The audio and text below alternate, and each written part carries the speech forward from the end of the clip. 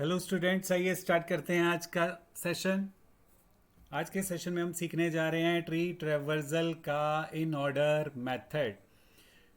Tree को ट्रेवर्स करने के दो मेथड्स हैं, एक है डेप्थ फर्स्ट ट्रेवर्सल, सेकंड है breadth first traversal. Depth first traversal के भी आगे तीन वेज हैं, उनमें से एक है प्री ऑर्डर जो हम सीख चुके हैं। आज के सेशन में हम इन ऑर्डर ट्री ट्रेवर्सल सीखने जा रहे हैं, तो चलिए सीखते हैं। और इन ऑर्डर ट्री ट्रेवर्सल हमें क्या कहता है कि हमें बाइनरी ट्री के हर एक नोड के पास जाना है, कोई भी नोड को रिपीट नहीं होने देना। तो इसलिए इस रूल को अपनाना होगा, लेफ्ट नोड राइट का रूल। तो लेफ्ट नोड राइट रूल क्या करना है, अब हमें हर एक नोड पे मार्किंग करनी है लेफ्ट नोड राइट के साथ। और जैसे ही हम लेफ्ट नोड राइट के साथ मार्किंग करेंगे तो फिर हमें क्या करना है, हमें रूट नोड के पास जाना है और रूट के लेफ्ट सब ट्री को एक्सप्लोर करना है। और फिर लेफ्ट सब ट्री को एक्सप्लोर करके वापस से रूट नोड पे आना है और रूट नोड के बाद उसके राइट सब ट्री को एक्सप्लोर करना है। इस काम कैसे करना है यही सीखेंगे हम। पर जैसा कि हमने पहले कहा कि आपको हर एक नोड को लेफ्ट नोड राइट के साथ मार्क करना है, तो यहाँ पे हम कुछ इस तरह से लेफ्ट नोड राइट के साथ मार्क कर लेते हैं। आपने सेम वे से मार्क कर लेना है, लेफ्ट नोड राइट रूल लिख लेना है हर एक नोड पे। तो चलिए अब ट्रेवर्स करते हैं। अभी इस y को रूट नोड पे पहुंचना है। जैसे ही ये रूट नोड पे पहुंचा है तो इस ये रूल को रीड करेगा। रूल कह रहा है सबसे पहले लेफ्ट ढूंढे। तो ए नोड का क्या लेफ्ट है, अगर लेफ्ट है तो ये लेफ्ट को टिक कर लेगा। तो इसने लेफ्ट को टिक कर लिया, तो इस तरह से आपने भी टिक करना है। और इसका मीनिंग है अब इस बॉय को लेफ्ट साइड पे जाना है। तो अब लेफ्ट पे चलते हैं। लेफ्ट पे जैसे पहुंचे फिर इसे रूल को अपनाना होगा। रूल पे फिर लेफ्ट लिखा है तो अब इसको फिर से लेफ्ट ढूंढना है कि जिस नोड के पास आया है उसका लेफ्ट है या नहीं है। तो इसका भी लेफ्ट है तो अब इसे टिक करना होगा, इसे भी। और फिर इसे लेफ्ट पे जाना होगा बी के। तो अब ये लेफ्ट पे पहुंच चुका है। तो इसी तरह से जैसे ही लेफ्ट पे पहुंचा फिर इसे रूल मिला लिखा, तो अब ये रूल भी लेफ्ट जाने के लिए कह रहा है। अब डी का तो कोई लेफ्ट है नहीं, तो अब ये इसे क्रॉस कर लेगा। तो इस तरह से आपने भी एग्जाम में सेम स्टेप्स करने हैं अगर लॉन्ग स्टेप्स में पूछा जाए तो। फिर अब लेफ्ट के आगे रूल कह रहा है नोड के पास जाए, तो डी खुद ही नोड है।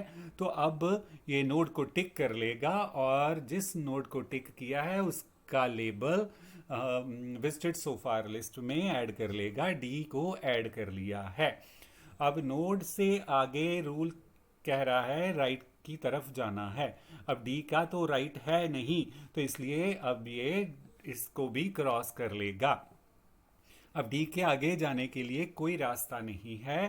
डी का पूरा रूल अपना हो चुका है, फॉलो हो चुका है। अब हमें कहाँ जाना होगा, जहाँ से वापस जहाँ से हम आए थे वहाँ वापस जाना होगा।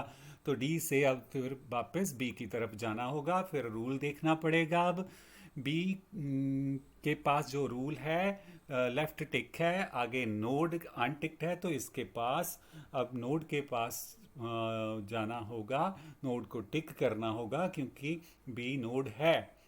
तो नोड कौन सा है, क्योंकि बी के लेफ्ट चाइल्ड भी थे राइट भी थे, ये हम ट्रेवर्स कर चुके हैं। तो अब नोड बी जो है ये टिक होगा। और जैसे ही हम नोड को टिक करते हैं तो उस नोड का नेम लेबल हमें विजिटेड सो फार लिस्ट में लिखना है। तो आपने बी का लेबल लिख लिया। तो अब इसके बाद ये बॉय फिर रूल को फॉलो करेगा और राइट तरफ जाएगा। तो राइट बी का राइट एग्जिस्ट कर रहा है, ये चेक कर रहा है कि क्या बी का राइट है रूल के मुताबिक। यस, बी का रूल है, तो अभी ये राइट को टिक करेगा। और अगर राइट होगा तो टिक करेगा, राइट नहीं होगा तो क्रॉस करेगा। तो अब बी का राइट है तो अब इसे टिक कर लिया है, तो अब इससे इस बॉय को ई की तरफ जाना होगा राइट साइड। तो अब ये राइट साइड पहुंच चुका है। अब इसे फिर से ई का रूल फॉलो करना होगा। ई के रूल में लेफ्ट लिखा हुआ है। अब ये ई का लेफ्ट चेक करेगा कि क्या ये ई का लेफ्ट है। ई का तो लेफ्ट है ही नहीं, तो इसलिए इसे क्रॉस कर लेगा। अब ये नोड के पास आएगा और उसे टिक करेगा क्योंकि नोड तो है ही ई। तो इस तरह से ई अब नोड है, तो इसे लेबल में विजिटेड सो फार की लिस्ट में लिखना होगा इस लेबल को। तो अब ये ई लिखा जा चुका है। तो इस तरह से अब रूल आगे कहता है कि ई का राइट चेक करे कि क्या ई का राइट है। ई का भी राइट नहीं है, तो इसलिए ई को क्रॉस करना पड़ेगा। इस बॉय ने इसको क्रॉस कर लिया। तो अब ई के आगे ना लेफ्ट है ना राइट है, तो अब ई से बैक जाना पड़ेगा बी के पास। तो बी के पास जब बॉय पहुंचा तो उसने देखा ये रूल सारे टिक हो चुके हैं, सारे यूज़ हो चुके हैं। तो अब इसके आगे अब इसे वापस जाना होगा जहाँ से ये आया था, ए से वापस आया था। ए के पास वापस जाएगा अब ये। तो अब ए के पास जैसे ही पहुंचा तो अब इससे ने रूल पढ़ा, रूल नोड लिखा हुआ है। लेफ्ट तो हो चुका है ट्रेवर्स पूरा। तो अब नोड को टिक करेगा क्योंकि ए खुद नोड है। तो अब इस नोड का नेम उस विजिटेड सो फार लिस्ट में लिख लिया जाएगा। तो इस तरह से अब इस बॉय को चेक करना है कि क्या ए का राइट है या नहीं है। ए का राइट है, तो अब ये इसको राइट को टिक कर लेगा। जैसे इसने टिक किया, टिक करने के बाद अब ये राइट की तरफ जाएगा। तो जैसे ही ये राइट की तरफ पहुंचा तो इसे नोड मिला। तो नोड का रूल ये फिर रीड करेगा। सबसे पहले लेफ्ट लिखा है, तो चेक करेगा कि क्या सी का लेफ्ट है या नहीं है।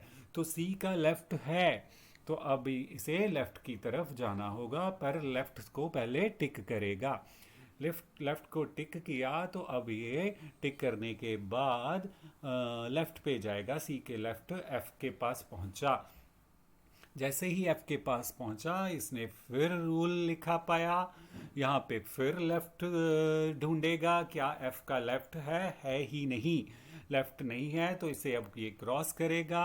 अब ये आगे रूल में नोड लिखा मिला, तो ये सिक्स्थ नोड एफ है, तो इसको ये लिस्ट में ऐड कर लेगा जाकर और टिक करेगा। नोड को टिक किया और एफ को ऐड कर लिया विजिटेड सो फार लिस्ट में।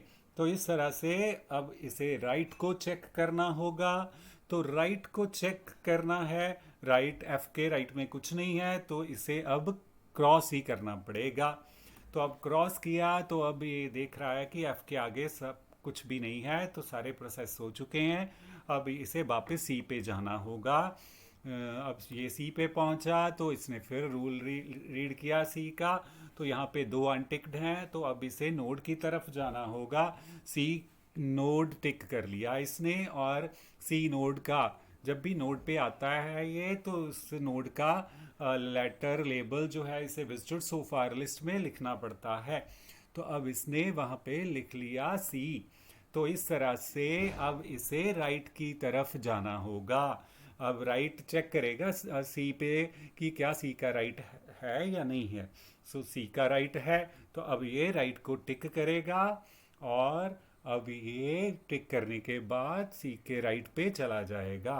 तो जैसे ही ये जी के पास पहुंचा सी के राइट में, तो इसने रूल देखा कि रूल यहाँ पे लेफ्ट नोड राइट लिखा हुआ है। तो लेफ्ट जी का ढूंढेगा कि क्या जी का लेफ्ट है। जैसे ही नोड के पास आता है तो उसे ढूंढना पड़ता है रूल के मुताबिक। तो जी का लेफ्ट है नहीं। तो जी का लेफ्ट नहीं है, तो अब इसे टिक नहीं क्रॉस करना पड़ेगा। तो क्रॉस कर दिया। अब लेफ्ट के बाद फिर नोड पे आया, तो नोड जी नोड तो है ही। तो अब नोड जी का लेटर जो है वो विजिटेड सो फार लिस्ट में लिख लिया जाएगा। तो इस तरह से अब फिर इसे राइट चेक करना है कि क्या जी का राइट है।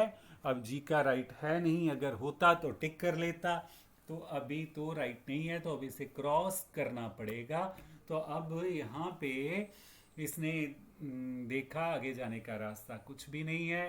तो अब यहाँ पे ये स्टॉप करेगा। वापस अम, अगर जाकर भी देखें तो वापस भी यहाँ के सारे पी सी के नोड टिक्ड हैं, और फिर ए से वापस जब पहुँचेंगे तो ए के भी सारे टिक्ड हैं। तो ये बॉय को पता चलेगा कि सारा ट्री ट्रेवर्स हो चुका है। तो ऑर्डर क्या बना है इन ऑर्डर ट्री ट्रेवर्सल के साथ, DBEAFCG। तो इस तरह से इन ऑर्डर ट्रेवर्सल का वे आपको बनाना है। ऑर्डर में आइटम्स लिखनी है ट्री के लेबल्स।